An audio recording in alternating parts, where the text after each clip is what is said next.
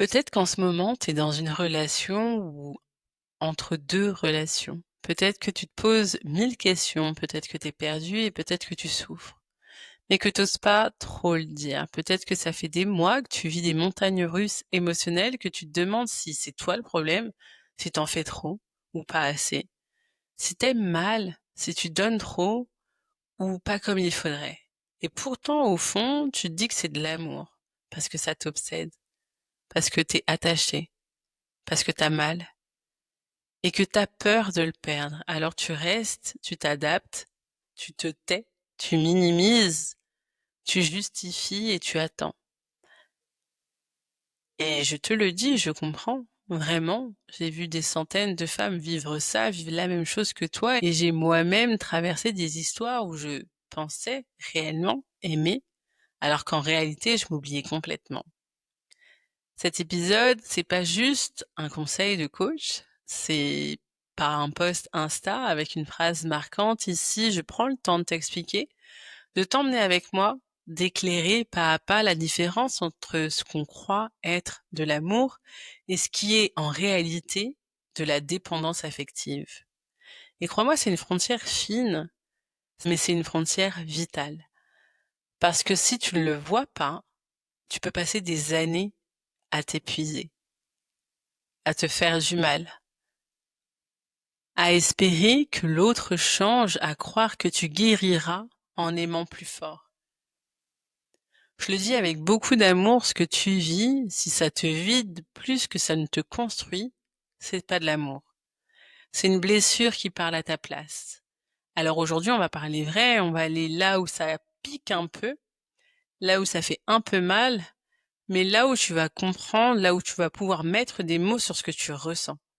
Parce que pour aimer vraiment, il faut savoir ce que c'est que l'amour et surtout ce que ça n'est pas. Et c'est là qu'on commence. Installe-toi parce que je te promets, ce que tu vas entendre aujourd'hui peut réellement changer ta manière de voir et de vivre tes relations.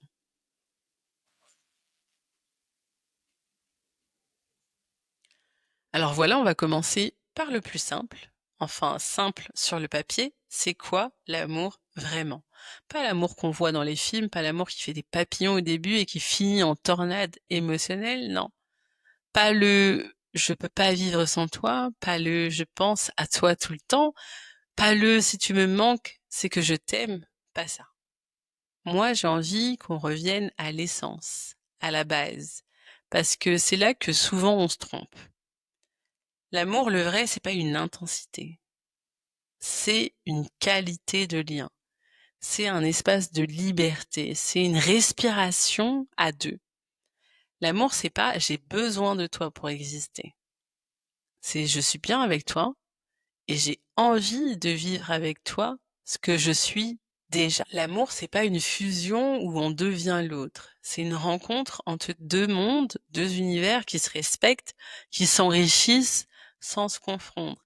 Et je sais que ce que je dis là, peut-être que ça paraît lointain. Peut-être que toi, là, maintenant, tu vis quelque chose qui te prend aux tripes, qui te rend accro, qui te fait vibrer et pleurer dans la même heure. Et tu te dis, mais moi, c'est intense. Donc, c'est que j'aime fort. Et justement, c'est ça le piège. Parce qu'on nous a appris que plus c'est fort, plus c'est de l'amour. Que si ça fait mal, bah c'est que c'est vrai. Que s'il y a des doutes, c'est que ça compte. Mais l'amour, c'est pas censé être une douleur chronique. L'amour, c'est pas censé t'obliger à tout donner pour mériter d'être choisi. L'amour, ça fait pas peur. L'amour, ça rassure. L'amour, ça ne te contracte pas le ventre. L'amour, ça te détend. L'amour, c'est pas une performance, c'est une présence. Et c'est pour ça que c'est difficile à reconnaître. Parce que souvent, ce qu'on croit être l'amour, c'est le manque. C'est la peur de perdre. C'est la crainte d'être seul.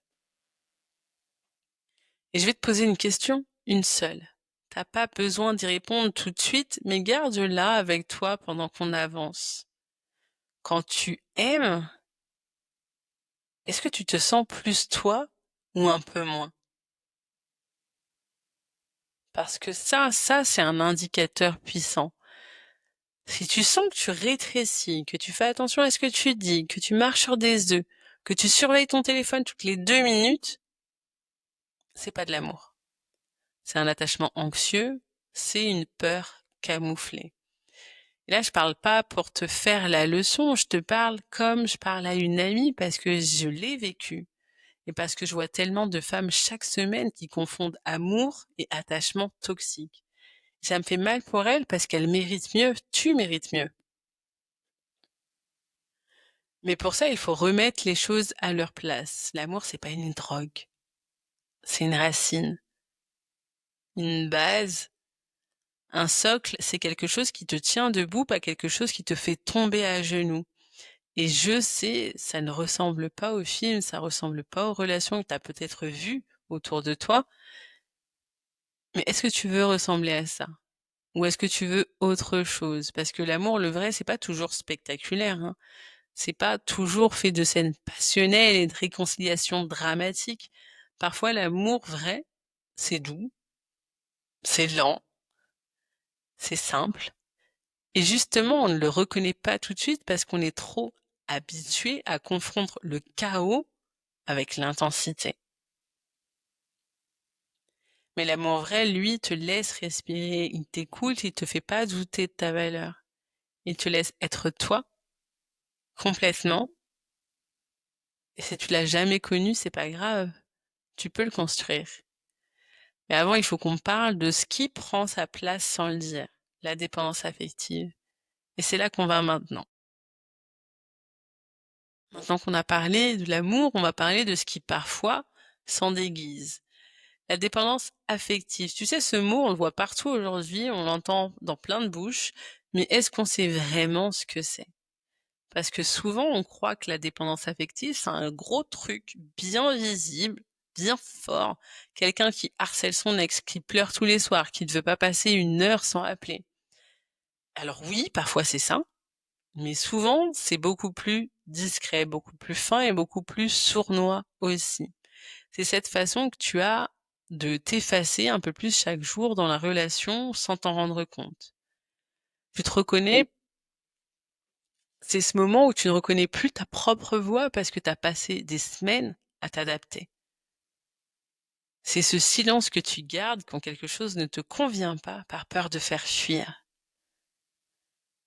La dépendance affective, c'est pas une maladie mentale, c'est un état de survie émotionnelle. C'est ton système intérieur qui a appris un jour, quelque part, que pour ne pas être abandonné, il fallait plaire, il fallait séduire, il fallait retenir, il fallait se taire. C'est une blessure, une peur profonde. C'est pas une faiblesse, c'est pas une honte, et je vais t'expliquer comment ça vient, comment ça naît. Souvent, ça commence dans l'enfance, pas forcément dans une famille toxique ou violente, non. Parfois, c'est beaucoup plus subtil, ça aussi. C'est une maman qui t'aime, mais qui est débordée. C'est un papa qui est là, mais absent émotionnellement. C'est un «Oh, t'es trop sensible» répété 1000 fois. C'est un «T'exagères chaque fois que tu pleurais». C'est ce sentiment que pour être aimé, tu dois mériter. Et à force, au final, tu développes des stratégies. Tu deviens gentille, calme, forte, indépendante, en apparence. Tu fais plaisir, tu dis oui, tu souris et tu te suradaptes. Mais au fond, t'as juste peur. Peur d'être abandonnée, peur de ne pas suffire, peur qu'on t'aime pas comme tu es. Et un jour, tu tombes amoureuse, tu rencontres quelqu'un. Et là, cette vieille peur, cette vieille blessure d'enfance, elle se réveille d'un coup. Et elle parle à ta place. Et c'est là que ça commence. T'as envie d'écrire tout le temps. Tu veux des réponses immédiates, tu veux des preuves, tu veux contrôler, tu veux être rassuré, tu veux fusionner, tu veux être l'exception, tu veux qu'il t'aime à en perdre la tête. Mais est-ce que tu t'aimes, toi? Est-ce que tu te choisis, toi? Est-ce que tu te respectes, toi? Et je sais que ces questions, elles font mal. Je te parle pas d'un jugement, je te parle d'un miroir parce que la dépendance affective, c'est un abandon de soi-même pour préserver le lien avec l'autre. Et crois-moi, j'ai vu ça 1000 fois. Des femmes brillantes, fortes, généreuses qui se retrouvent à genoux devant quelqu'un incapable de les aimer parce qu'elles croient que si elles sont parfaites, si elles sont gentilles, patientes, il va changer, il va rester, il va enfin les aimer comme elles le méritent. Mais ce que tu mérites, c'est pas d'être toléré, c'est pas d'être choisi à moitié. Ce que tu mérites, c'est une relation où tu n'as pas à mendier ce qui devrait être naturel. C'est drôle parce qu'à chaque fois que je dis mendier, les gens s'offusquent, mais à partir du moment où tu dis j'aimerais que tu me dises plus que tu m'aimes, j'aimerais que tu me dises que tu penses à moi, j'aimerais que tu me dises que je suis importante, c'est mendier de l'attention.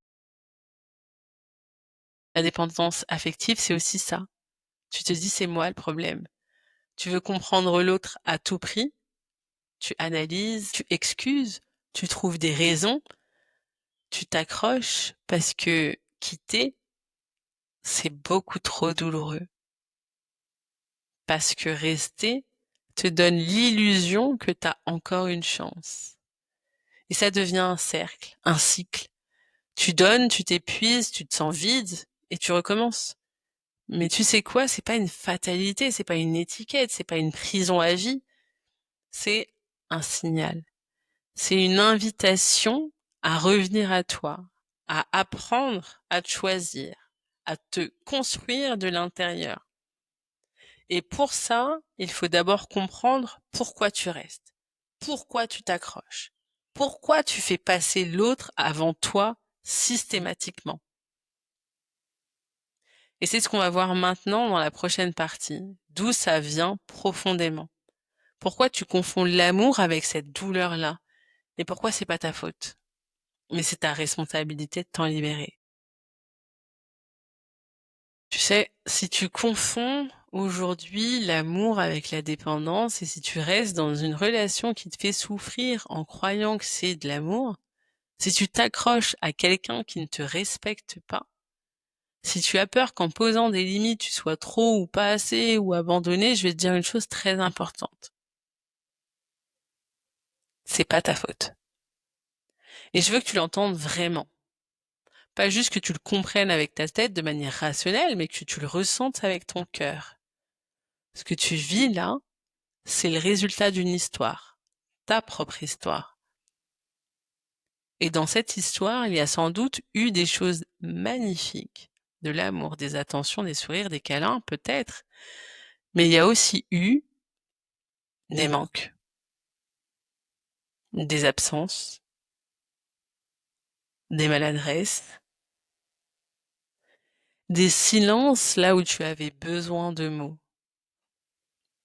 Il y a peut-être eu des parents qui t'aimaient, mais qui ne savaient pas te montrer cet amour de façon stable et sécurisante. Il y a peut-être eu des phrases qu'on t'a répétées. Fais plaisir, sois sage, ne fais pas de vagues. Si tu fais ça, maman va être triste. Oh, regarde comme ton frère, lui, il est gentil.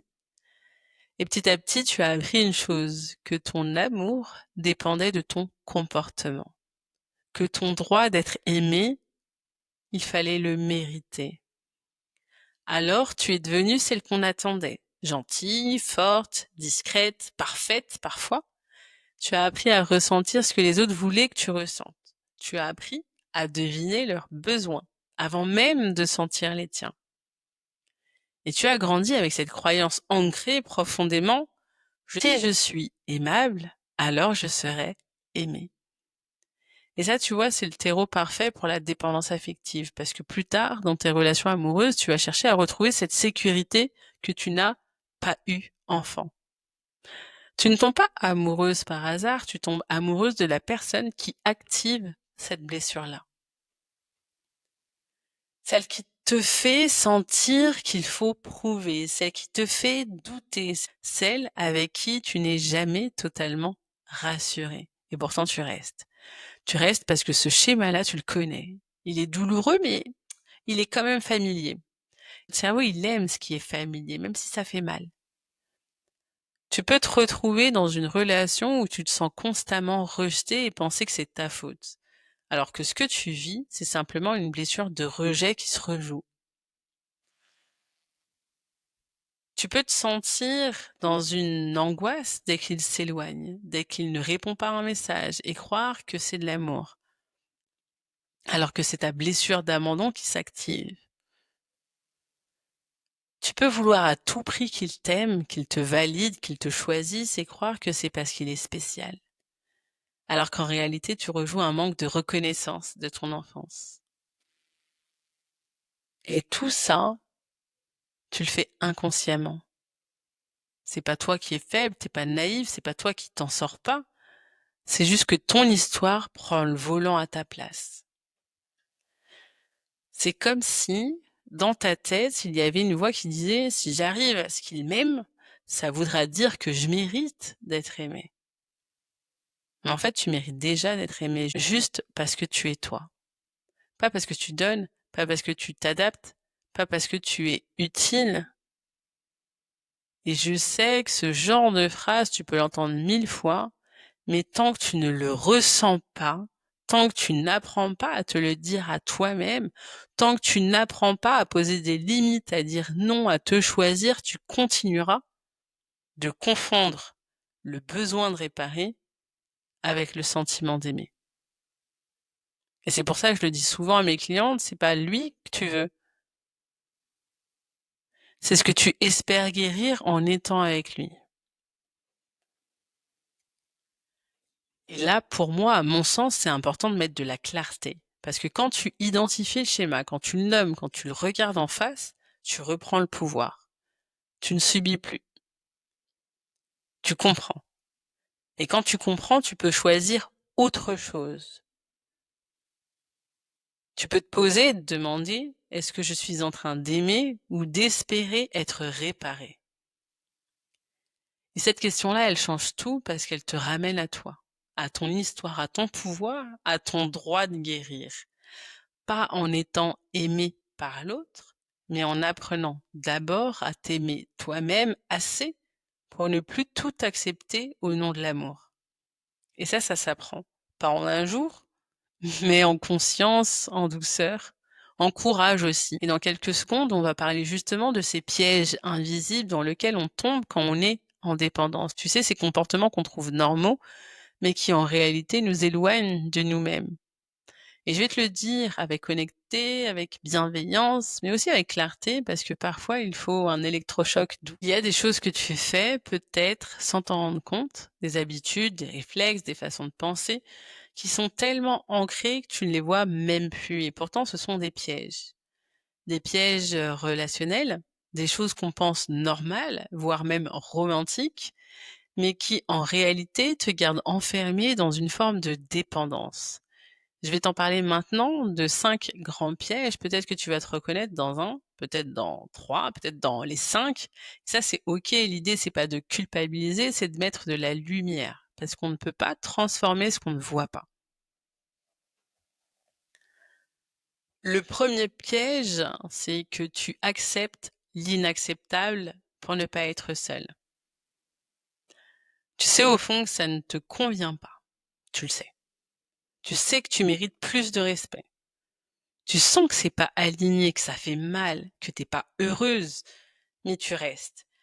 Tu restes parce que tu te dis: «Je préfère ça que rien». Tu restes parce que tu espères qu'il va changer, parce que tu as décelé du bon en lui. Tu restes parce que tu sais pas si tu seras capable de recommencer ailleurs. Et tu appelles ça de la loyauté, de la patience, de l'engagement, mais en réalité, c'est de la peur. C'est une peur de l'abandon, une peur de ne plus exister si tu plus avec quelqu'un.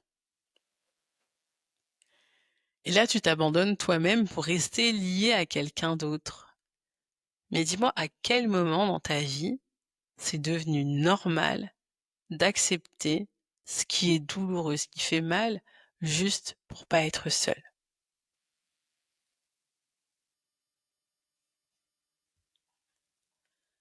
Le piège numéro 2, tu crois qu'en donnant plus, il finira par t'aimer mieux.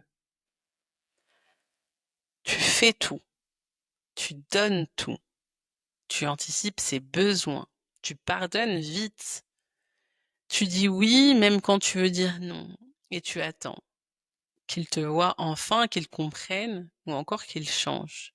Tu crois qu'en aimant mieux, en aimant plus fort, plus proprement, il finira par te rendre l'appareil, mais c'est une illusion. Tu peux pas forcer quelqu'un à aimer. Tu peux pas réparer ce que l'autre refuse de voir. Et plus tu donnes pour être aimé, plus tu t'éloignes de toi. Parce que l'amour n'a jamais été un échange conditionnel. L'amour ne s'obtient pas. Il se partage, il se reçoit, il se reconnaît. Et si tu te tords pour qu'on t'aime, c'est que c'est pas de l'amour. C'est une blessure qui parle à ta place.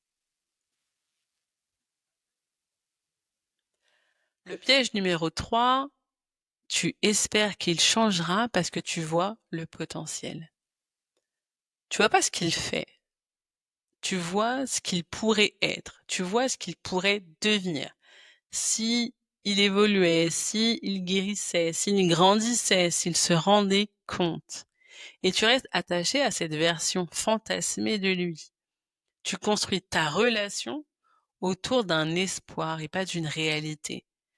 Et tu sais quoi? On s'attache pas à un potentiel. On ne construit pas une vie sur peut-être qu'un jour.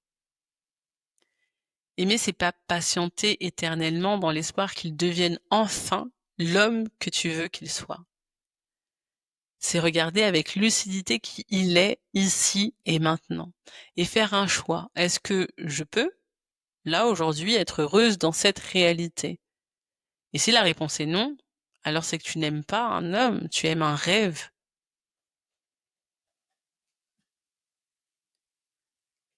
Le piège numéro 4. Tu te juges dès que tu as des besoins. Tu ressens quelque chose, tu aimerais plus de présence, plus d'attention, plus de clarté, mais aussitôt que tu le ressens, tu te juges. Tu dis: «Ah, je suis trop exigeante, je suis relou, je vais le faire fuir si je continue». Alors tu te tais, tu encaisses, tu fais semblant que ça va et tu te perds encore. Mais aimer, c'est pas effacer ses besoins pour garder l'autre. Aimer, c'est pas devenir invisible. Aimer, c'est pas apprendre à se contenter. T'as le droit de vouloir plus. T'as le droit de poser des limites. Tu as le droit de dire non. T'as le droit de dire là, c'est pas suffisant pour moi. Et ça, c'est pas être difficile, c'est être clair. Et une relation saine, c'est une relation où tu peux dire j'ai besoin de ça sans peur d'être rejeté. Piège numéro 5. Tu restes attaché à la souffrance parce qu'elle est devenue familière. C'est bizarre à dire, hein, mais parfois on reste dans des relations qui nous font souffrir parce que quelque part au fond, c'est ce qu'on connaît. Le manque, le rejet, les disputes, le silence, le chaud-froid, ça te parle. Tu l'as vécu ailleurs, dans ton enfance, dans d'autres relations peut-être, et ton système émotionnel s'est habitué. Ça devient ta zone de confort, même si ça fait mal. Et parfois une relation calme, simple, douce, te fait peur parce que tu sais pas quoi faire de ce silence envahissant, parce que t'as jamais connu l'amour sans le chaos. Alors tu retournes encore et encore dans ce que tu connais et tu appelles ça de l'amour. Mais c'est pas de l'amour, c'est une mémoire blessée qui rejoue ces scènes. Et tu as le droit d'écrire un nouveau scénario, tu as le droit de dire ce qui m'a blessé avant ne définira pas ce que je vais vivre maintenant. Mais pour ça, il faut d'abord voir les pièges. Il y a quelque chose que j'ai remarqué chez presque toutes les femmes que j'ai accompagnées. Elles me disent: «Je sais plus si je l'aime ou si je suis juste attachée. Je ne sais plus si c'est de l'amour ou de la peur. Je ne sais plus si je reste parce que je l'aime ou parce que je n'arrive pas à partir». Et ça, c'est exactement là que se situe la confusion. Et je vais pas te mentir, au début, c'est flou parce que la dépendance affective, ça imite bien l'amour. Elle parle fort, elle pleure, elle supplie, elle espère, elle dit c'est pour lui que je vis. Elle fait croire que tu as trouvé ton âme sœur. Mais si tu regardes de plus près, C'est pas lui que tu veux. C'est la sécurité que tu espères ressentir à travers lui. Alors maintenant, on va poser des balises, des repères simples, concrets, pour t'aider à voir plus clair. Pour que la prochaine fois que tu te poses la question, est-ce que c'est de l'amour ou est-ce que je suis en train de me perdre, tu puisses répondre avec honnêteté et en douceur. La première différence, c'est l'amour te laisse respirer. La dépendance, elle t'étouffe. Est-ce que tu te sens bien quand tu es seul? Ou est-ce que tu paniques dès qu'il s'éloigne un petit peu? Dans une relation saine, tu peux respirer, t'as pas peur de l'absence, tu ne te sens pas vide quand l'autre n'est pas là. Tu vis ta vie, tu évolues, tu te sens libre. Et quand vous vous retrouvez, c'est un plaisir et pas un soulagement angoissé. La dépendance, elle ne supporte pas l'espace. Elle s'étouffe dès qu'il y a plus de réponses, plus de messages, plus de présence. Elle vit dans le manque. Elle ne sait pas attendre. Elle panique et elle imagine le pire. Et si tu te reconnais dans ça, c'est pas grave. Mais sache juste que c'est un signal, un appel, une invitation à revenir à toi. La différence numéro 2, l'amour renforce ton identité. La dépendance te fait douter de qui tu es. Est-ce que tu te sens plus toi dans cette relation ou est-ce que tu marches sur des œufs? Est-ce que tu t'autorises à dire non, à poser des limites, à exprimer ce qui ne va pas? Ou est-ce que tu as peur que ça le fasse fuir? Dans l'amour vrai, tu peux dire j'ai besoin de ça sans trembler. Tu sais que tu as le droit d'exister tel que tu es. L'autre ne te menace pas d'un silence dès que tu t'affirmes. L'amour te fait pas douter de ta valeur, il la renforce. Mais la dépendance, elle te fait croire que si tu es vraiment toi, il partira. Alors petit à petit, tu te diminues, tu t'adaptes, tu deviens une version modifiée, édulcorée de toi-même, jusqu'à ne plus te reconnaître. Différence numéro 3, l'amour est simple et la dépendance est compliquée. Quand tu es dans une relation saine, c'est pas censé être un jeu d'énigmes. Tu passes pas ta journée à décrypter un vu sans réponse. T'es pas en train de te demander si tu dois parler, te taire, attendre, relancer, disparaître. Non. Là, quand je dis l'amour simple, ça veut pas dire facile. Ça veut dire fluide, c'est naturel, c'est clair. Il y a une communication ouverte. Il y a des intentions posées. Il y a de la sécurité, même si parfois il y a des disputes ou des conflits. La dépendance, elle te met en tension. Tu passes ton temps à réfléchir à ce que tu dois faire pour être assez bien. Tu vis plus, tu analyses, tu compenses, tu t'effaces. Et tout devient compliqué. Tu penses que c'est normal, mais non, ça, c'est pas de l'amour. Différence numéro 4, l'amour apaise, la dépendance angoisse. Pose-toi cette question simple. Est-ce que je me sens globalement en paix dans cette relation ou est-ce que je vis dans un espace de stress permanent même quand tout semble bien aller? L'amour, ça ne veut pas dire qu'il n'y a jamais de désaccord, mais ça veut dire que même quand on se dispute, je sais que je suis en sécurité. Je ne crains pas que tout s'écroule. Je sais que je suis respectée. Dans la dépendance, chaque tension devient une menace. Tu fais tout pour éviter le conflit. Tu portes la relation à bout de bras et tu es épuisé. Mais tu restes. Parce que tu crois que c'est ça aimer fort. Non. C'est juste survivre dans une illusion. Voilà, je t'ai énuméré 4 différences entre l'amour et la dépendance. Ce sont des repères simples, oui, mais ça reste puissant et je te conseille même de les relire, d'y revenir, de les noter quelque part pour les garder en tête, parce qu'un jour, tu vas peut-être douter. Et ces phrases-là, elles te rappelleront que non, l'amour, c'est pas de la douleur. L'amour, c'est pas de l'absence. Ce n'est pas le sacrifice total. Ce n'est pas l'attente éternelle. L'amour, c'est un espace où tu peux être et être bien. C'est tout. Et maintenant, on va parler de l'étape d'après. Qu'est-ce que tu peux faire là maintenant pour sortir de ces schémas. Dans quelques instants, je te parle de manière plus concrète, je vais te donner des clés, pas magiques, pas des miracles, mais des clés réelles, applicables, simples, pour que tu reprennes doucement ta place, ta valeur et ton axe. Là, tu viens d'écouter 20 minutes au moins, peut-être plus, et tu as peut-être reconnu des choses, peut-être que ça t'a touché, peut-être que tu t'es dit: «Mais c'est moi en fait». Et maintenant vient la grande question, bah, je fais quoi avec ça? Parce que comprendre, c'est une première étape, mais transformer, c'est ce qu'on veut. Et pour ça, t'as pas besoin d'une baguette magique, tu as besoin de petits pas concrets, répétés et cohérents. Pas pour aller vite, pas pour devenir parfaite, non, mais pour te trouver, te reconstruire et enfin revenir à toi. Premièrement, reviens au corps chaque jour. La dépendance, elle vit dans ta tête. Elle te fait tourner en boucle, t'angoisser, t'inventer des scénarios. Alors la première chose, c'est de revenir dans ton corps. Pas besoin de méditer 3 heures par jour, je te rassure, mais chaque jour, offre-toi 5 minutes où tu ressens. Pose une main sur ton cœur, respire et demande-toi comment je me sens là.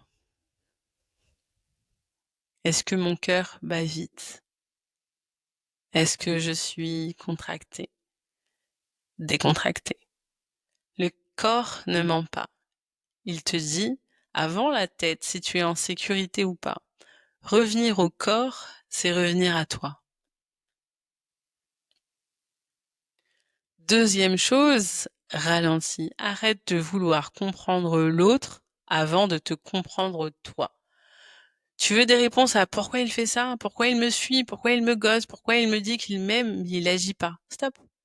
Reviens à toi. Pourquoi toi tu restes? Qu'est-ce que tu cherches dans cette relation? Qu'est-ce que tu redoutes si tu partais?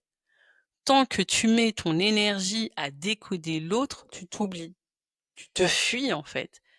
Et c'est ça justement la dépendance. Alors stop ce flux, ralentis et tourne le regard vers toi. Troisième chose, crée de l'espace émotionnel, même petit. T'es pas obligé de tout changer d'un coup, mais tu peux créer de l'espace. Une soirée par semaine où tu ne réponds pas aux messages. Une journée sans checker ses stories. Une conversation avec une amie où tu parles de toi et pas de lui.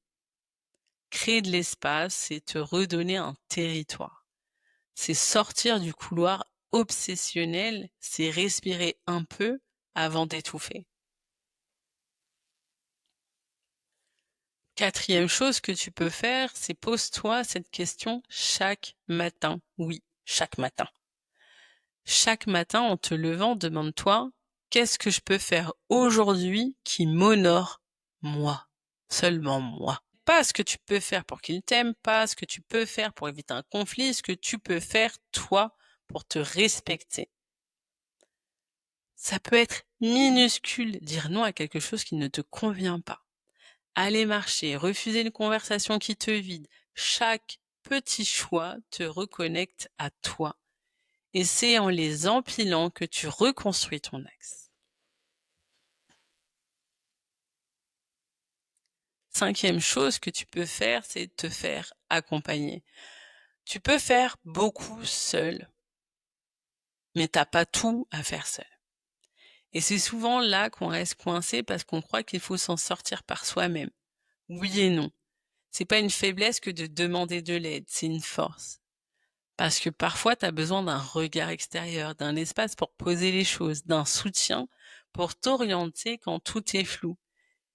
Et c'est pour ça que j'existe. C'est pour ça que j'ai créé cette chaîne. C'est pour ça que j'ai créé cette vidéo. C'est pour ça que j'ai créé un e-book gratuit sur la dépendance affective. Tu le trouveras en description de cette vidéo. Pour t'aider à faire tes premiers pas à pas. Tu vois, sortir de la dépendance, c'est pas devenir forte et détachée du jour au lendemain. Clairement pas.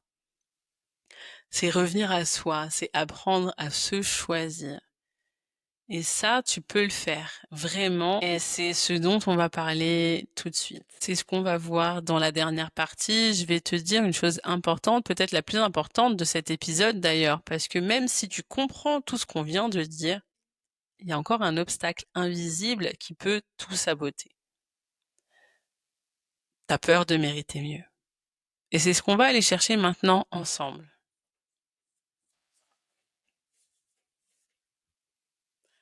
On arrive à la fin et si t'es encore là, après tout ce qu'on vient de traverser ensemble, je veux juste te dire bravo, vraiment, parce que ce que tu viens d'écouter, c'est pas léger. C'est pas du divertissement, c'est un miroir. Et parfois, regarder dans le miroir, c'est douloureux. Parce que tu vois des choses que tu n'avais pas envie de voir, parce que tu réalises des choses que tu savais déjà mais que tu n'osais pas nommer. Et pourtant, t'es là. Et moi, je suis fière de toi.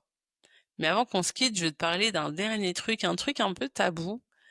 C'est cette petite voix, celle qui te dit: «Oui, mais est-ce que je mérite vraiment d'être aimée autrement? Est-ce que j'ai pas trop de bagages, trop de blessures, trop de colère, trop de doutes?» Parce que tu vois, la plus grande peur, c'est pas de rester dans une relation toxique, c'est de se retrouver seul avec soi-même. Et c'est pour ça que tu restes. Parce que tu crois que tu ne sauras pas te porter. Tu crois que tu n'as pas assez de valeur pour mériter mieux. Tu crois qu'aimer quelqu'un, c'est forcément s'oublier. Tu crois que si t'es entière, tu seras trop. Mais tu sais quoi, tout ça, ce sont des mensonges appris, des réflexes émotionnels, des mémoires de survie. Ce sont pas des vérités. La vérité, c'est que tu mérites d'être aimé sans t'excuser d'exister. La vérité, c'est que tu n'as rien à prouver à personne. La vérité, c'est que tu peux construire une vie douce, libre, solide, avec ou sans lui. La vérité, c'est que le plus grand amour que tu puisses vivre commence avec toi. Et là, je te parle pas d'un slogan de développement personnel, je te parle d'un vrai chemin, lent, certes, mais possible. Et ce chemin, tu peux le commencer aujourd'hui, là, maintenant, en posant la main sur ton cœur, en respirant et en disant avec conviction: je mérite mieux et je vais apprendre à me donner ce mieux. C'est pas une promesse aux autres, c'est une promesse à toi, c'est un engagement. Et je suis là à chaque étape avec toi pour t'accompagner, t'éclairer et t'encourager. Alors abonne-toi à cette chaîne parce qu'ici, 2 fois par semaine, je publie du contenu pour t'aider à te reconnecter à toi, à poser tes limites, à reconstruire une estime solide et à sortir des relations qui t'abîment. Regarde dans la description, je t'ai mis un e-book gratuit sur la dépendance affective, un autre guide pour apprendre à poser tes limites sans culpabilité et sans peur. C'est une première porte. Tu peux le télécharger tranquillement pour aller plus loin. Et surtout, commente cette vidéo, dis-moi ce que ça t'a fait, ce que ça a réveillé, ce que tu as compris et ce que tu veux changer. Tu n'es pas seul et ensemble on va y arriver. Et surtout, n'oublie pas de penser à toi, de t'aimer sans attendre que quelqu'un le fasse à ta place. Merci d'avoir été là, merci d'avoir écouté. Je te dis à très bientôt pour une prochaine vidéo.